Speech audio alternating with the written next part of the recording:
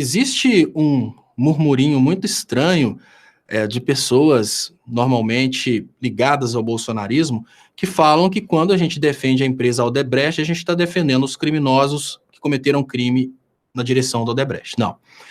Seria possível para o Poder Judiciário brasileiro conservar os empregos e, obviamente, punir os acusados. Da mesma forma que ela está indo para uma administração judicial depois de quebrada, ela poderia ter ido para uma administração judicial antes de quebrar, antes dos escândalos. Os escândalos poderiam ter corrido sob segredo de justiça e nós teríamos hoje os brasileiros trabalhando. Mas é importante explicar o que significa a parada de uma empresa do tamanho da Odebrecht, porque você falou 200 mil empregos. Não, a gente pode colocar pelo menos um zero aí, Aquiles, 2 milhões de empregos. Sabe por quê? Todo mundo conhece o que é a construção civil e, obviamente, as pessoas sabem que na construção civil você contrata vários tipos de equipamentos, vários tipos de produtos, vários tipos de materiais.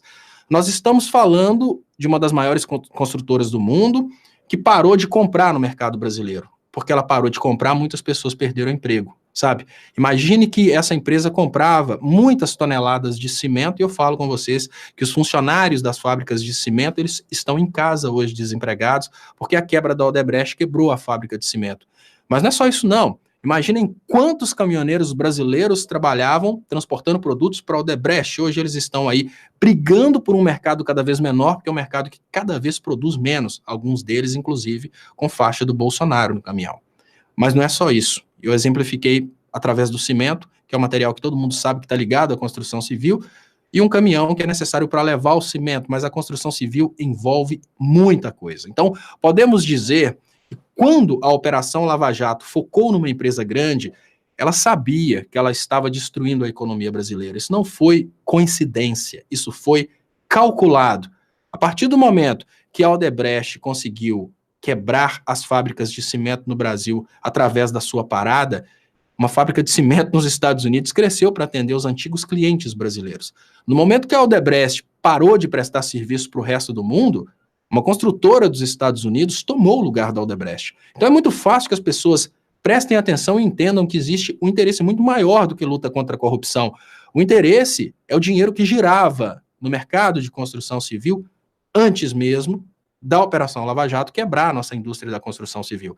Então são milhões de empregos, são um giro de bilhões de reais. Eu não estou falando do que a Odebrecht deve, eu estou falando do dinheiro que girava por causa da Odebrecht.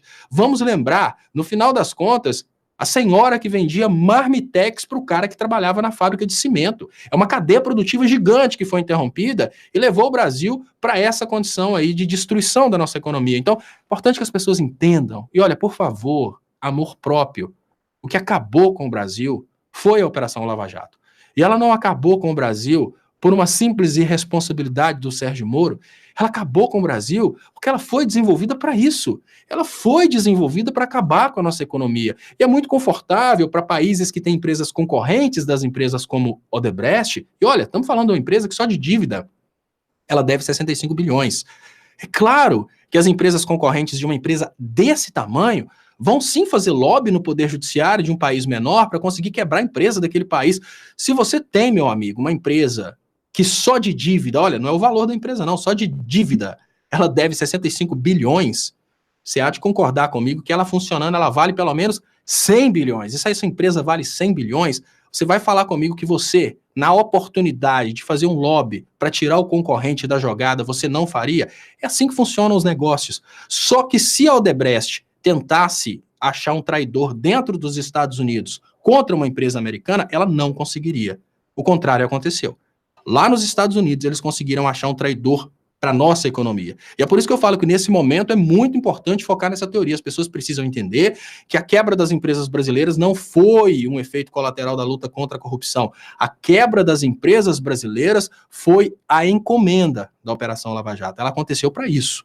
Agora, para a população aceitar, ela usou a bandeira de luta contra a corrupção.